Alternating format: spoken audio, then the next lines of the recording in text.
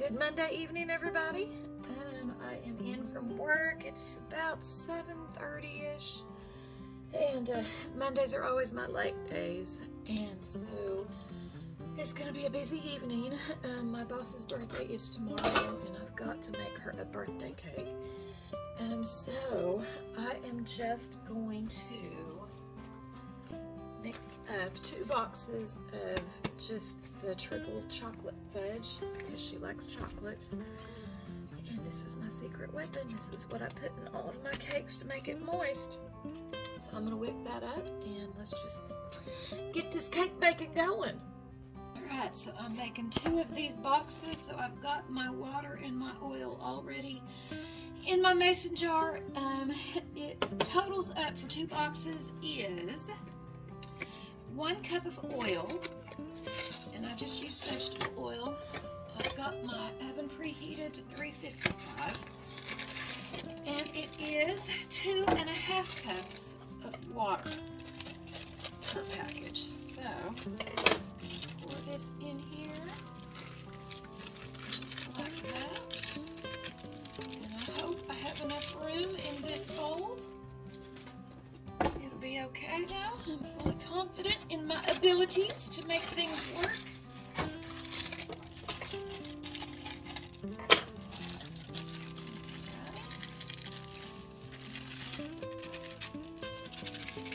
And I am putting in 1 box of chocolate pudding that I got from the Aldi.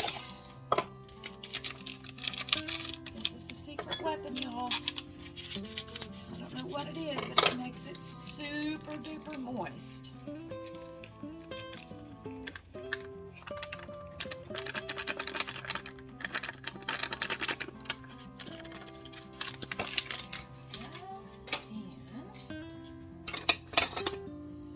get my whisk out. It calls for 3 eggs. And because I'm using my little Bainey eggs, I'm going to put 5 in, because these are just little guys.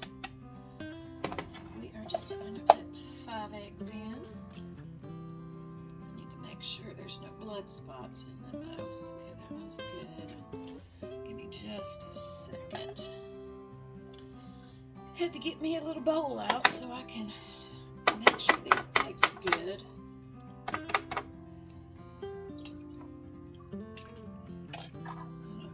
Blood spots in my food, and I don't want to feed anybody blood spots. So I hope everybody's had a good day. I started my morning out reading in the book of, I don't know how you pronounce it, Philemon, however you want to pronounce it. It's up to you. But then I went into Hebrews. And it was interesting. It's just so interesting how things kind of just stand out to you.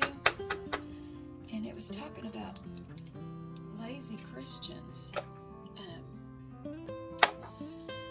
And how they're useless. And I don't want to be considered a lazy Christian. It was talking about lazy Christians in the fact that some Christians are still on milk. And if you think about a baby that's still on formula or whatever, it still has to have everything done for it, right? So it was comparing Christians to being on milk instead of meat. And that if you remain on milk, you're pretty much useless. And I do not want to be lumped in that category. I don't want to be considered useless. I want to go about the Father's business like we're supposed to, you know? Especially in these end times. And y'all, I don't care what anybody says, we're here. We are definitely here. Alright, now I'm going to... I think I'm going to have to get a larger bowl. Let me just mix that in a little bit slowly.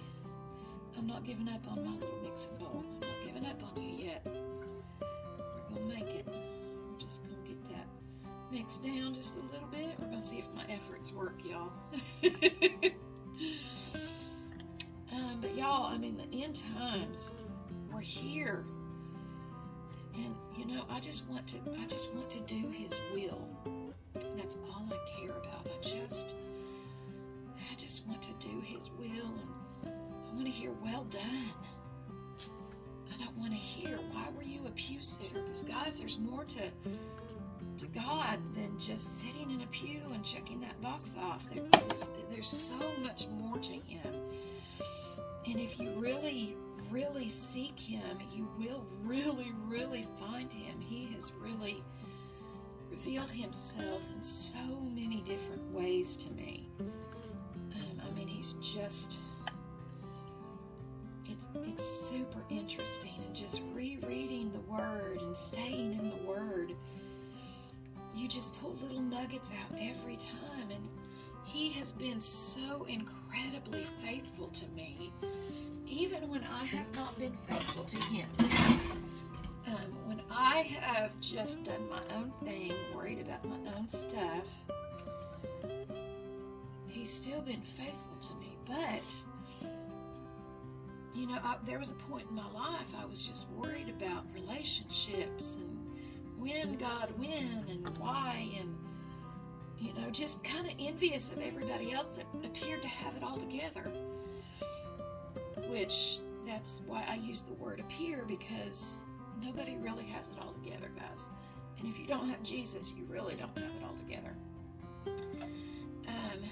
But when I just started seeking Him above all the other things, that's when He started revealing Himself. And then He started giving me all the other things.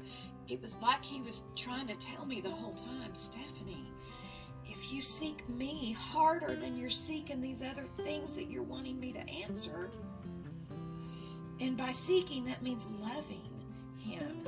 It's not just, God, can you do this for me? It's, Lord, show yourself to me. How can I be used? What can I do for you today? Instead of, God, do this for me, do that for me. And that's a hard, hard lesson that we all learn, you know, and some of us never learn it, never get to the point of, you know, just falling in love with Him and just seeking after Him. And what I found is when I just shifted my focus from being the magic genie, God, answer this prayer for me, Lord, do this for me, Lord, and then getting mad if it didn't get done, well, it's like God said, what are you doing for me?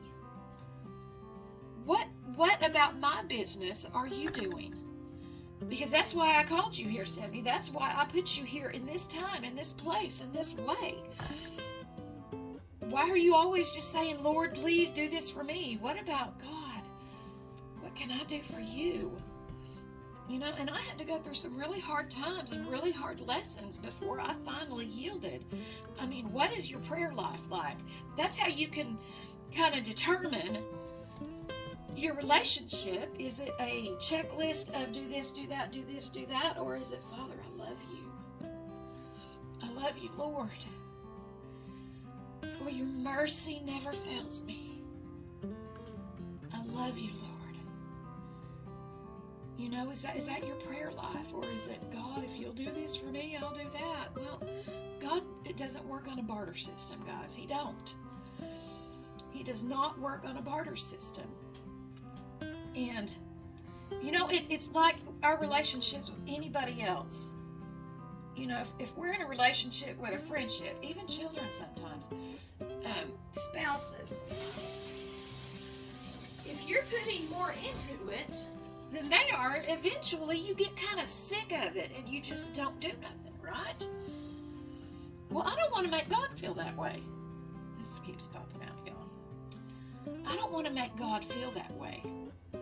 I don't want it to be a give, and Lord, I'm going to take, and not give anything back. I don't want to be that. And sadly, I was that. I absolutely was that. And I don't want to be that. I don't want to have a checklist for God, a honey-do list, if you will. God, please do this, please do that. I want a relationship with him, not what I can get, not what I can glean and gain, but he has been so faithful and so good to me. I just want him. I just want him, and I think that's where we fail, guys. I know this is kind of turning into a sermon. We're just going to call this chocolate cake and a sermon. But I am not a preacher. But I mean, seriously, y'all. That's how you can tell what kind of relationship you have with the Lord. I mean, it's one thing to wait and wait for his will, okay? Yes, as we should. But what are you doing in the meantime? Are you thanking him? Are you loving him? Or are you just waiting for him to answer and do what you've asked him to do? What is it? So I just want to challenge you guys to kind of have a look-see, because that's how you can determine where you're at in your spiritual walk. Okay, y'all. So this is going to be 4 layers. I'm going to get my little round pans sprayed down. I do have, these are a little bit smaller. These right here, I don't know the measurements. Y'all know I don't be doing measurements. And these ones right here are a little bit bigger. And then on my way into work in the morning, I'm going to swing by. She likes bright colors. So I'm going to swing by and get some like real flowers to put on top of it. But I'm just going to pour these in. And I'm going to bake these down.